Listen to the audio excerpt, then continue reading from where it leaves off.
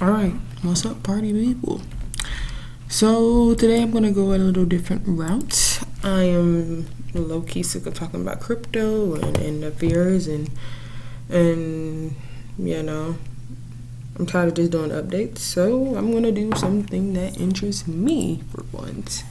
Crypto does interest me, but that's not my only interest. My main interest is in cybersecurity. For those of you who do not know, most of you probably don't. So let's just go to can't spell today. An article.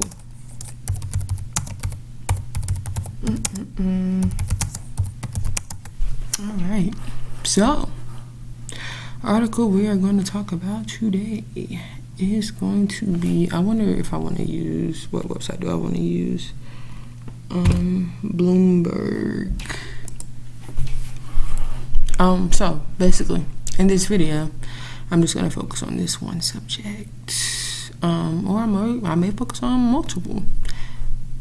It depends. Now, article is from yesterday, updated yesterday. So, UniCredit SPA,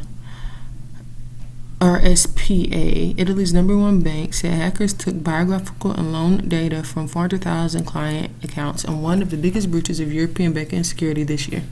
The attack occurred in September and October 2016 and June and July of this year. According to an email statement from the bank on Wednesday, UniCredit only discovered the breaches this week. Two people familiar with the matter said, asking not to be identified, discussing a possible criminal matter. Cyber attacks on corporations and banks are accelerating. In May and June, 2 ransomware assaults swept the globe, freezing databases and knocking out operations at entities ranging from British National Health Service to Russian oil giant Rosneft OAO. Dozens of Ukrainian lenders were also affected by the so-called Petya outbreak last month. This is the first attack targeting an Italian bank and confirms that IT systems, particularly in Italy, need massive investment to avoid a loss of confidence, said Francesco Conforti, Chief Executive Officer of Advantage Financial SA, a Milan-based investment firm. I expect that this case will lead to Italian banks reviewing their IT systems. Today's attack also comes after the Italian financial system had stabilized, with the nation's taxpayers funding the wind down of 2 troubled banks earlier this year. In Europe, lenders such as Barclays plc, Banco Santander SA, and Dutch Bank AG have joined forces with law enforcement personnel to mount a unified defense against cybercriminals by sharing expertise and information. Industry chiefs are hiring former intelligence personnel, tapping startups for technology to safeguard their databases. Okay. Long story short, they need to update their systems, and then they need to put in proper security protocols so shit like this won't happen. Because if the loan data for 400,000 clients were leaked, that's an issue because with loan data comes social security numbers. I don't know how they do it in Europe, but I'm pretty sure they have some number to identify everybody, okay? And with that being said, I feel like you need to put in proper protocols, and obviously if nothing happened in September and October of last year, the hackers are going to come back and attack again because you guys did nothing to patch the vulnerability or the threat that was there the first time. And that's what criminals do. They get a little nibble and then they come back for a big ass bite. Okay, so they just need to get their shit together. I mean, I don't know how they do it, what they do, but they need to find out or make some plan that will protect all their customers and protect, the people who have bank accounts with this place, because, this kind of low-key affects people who have, I guess you could say, studied abroad, people who have gone abroad to Europe.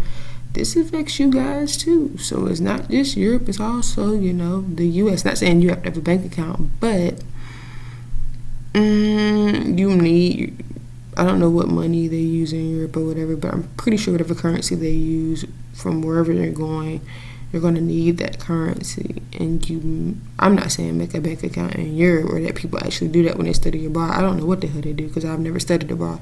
I've been out of the state, but I never studied abroad. So whatever measure this may low-key infect or impact people who have used banks in Europe but who live in the U.S. as, who are residents of the U.S. but studied abroad or some shit like that in Europe, basically. So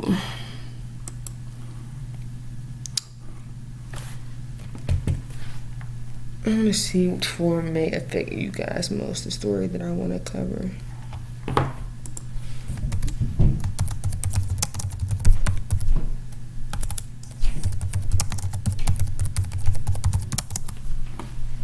Spell difference wrong.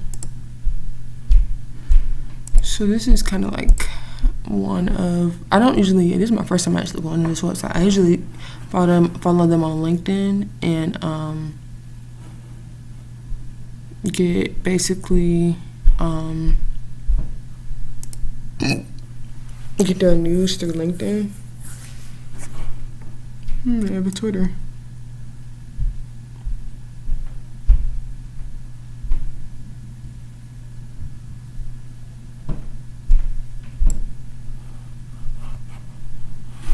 No. Bookmark this. I might just go to their Twitter. How about that? It's a very dark website. Oh.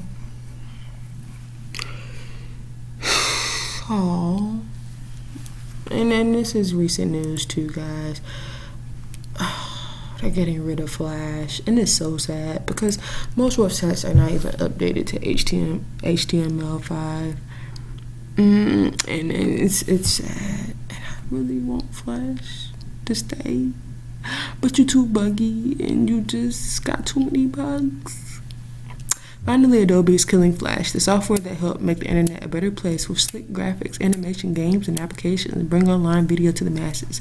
But it has been hated for years by people and developers over its buggy nature. The end of an era for Adobe Flash is near. Adobe announced Tuesday that the company would stop providing updates and stop distributing Flash Player at the end of 2020. We still have time, guys. And I actually saw memes about this. There's some funny memes about this. Like, for tech companies, they're like, okay, well, we're still going to be receiving alerts till 2070, even though they stop. Because, Adobe is really bad for the Flash update alerts. So horrible. The move has been applauded by many, as Adobe Flash has been infamous for frequent zero-day attacks, which is why it has long been one of the favorite tools for hackers and cybercriminals.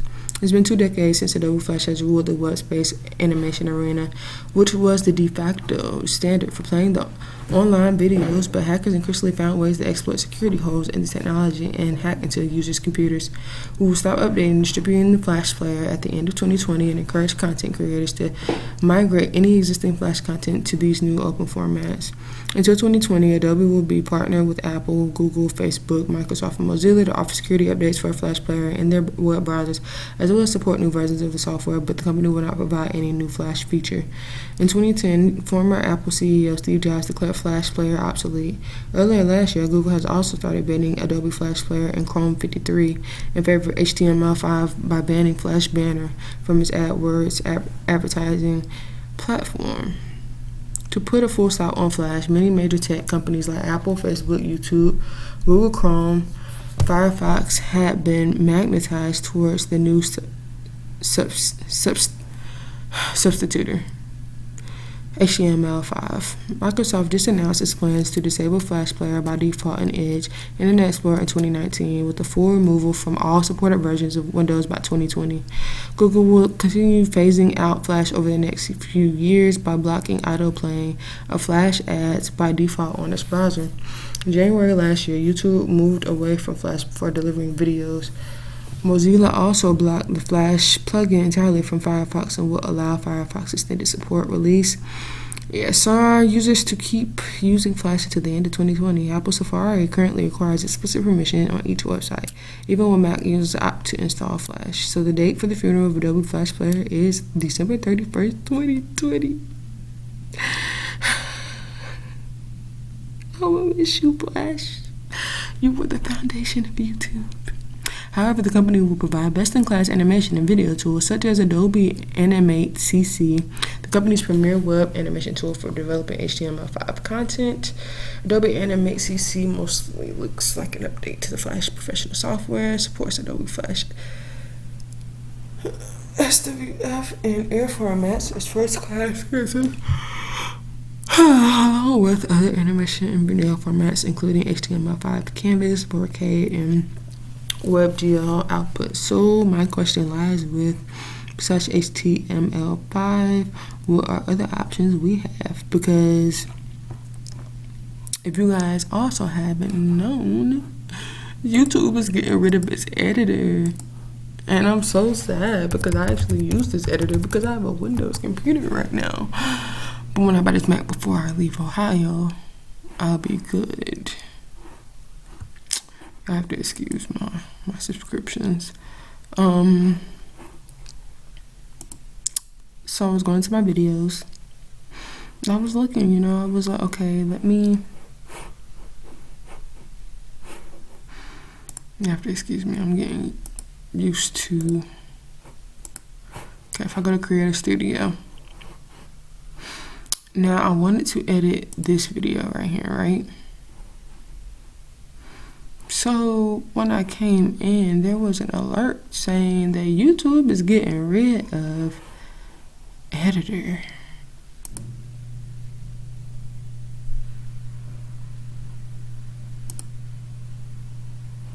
Here it is right here. This editor will go away on September 20th, 2017.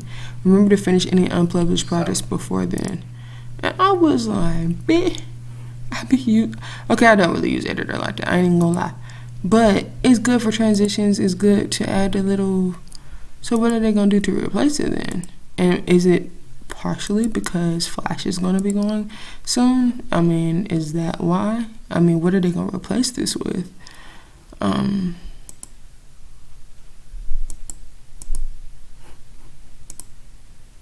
Yeah.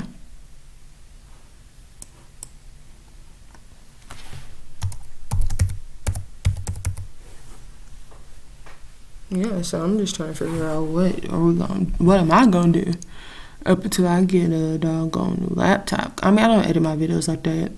I mean, I'm pretty sure you guys have noticed that. But September 20th is right around the corner. Luckily, around that time, MacBooks will be going on sale because Apple will have released its new MacBook, or by that time.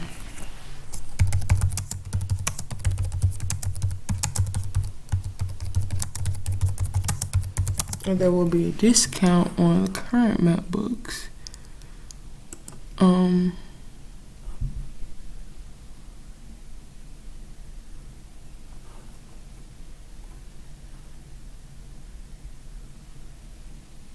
Yeah, so I think this is how I'm going to end this video. I'm going to leave it right here.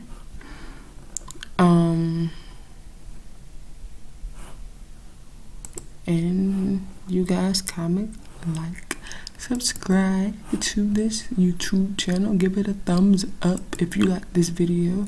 If you felt like it was all over the place, give it another thumbs up. I don't care. Just don't give me a thumbs down. And subscribe to my random videos because this channel is going to get a little hectic. And it's not going to be all just about crypto from now on. So get ready, guys. We're going on an adventure. Adventure time.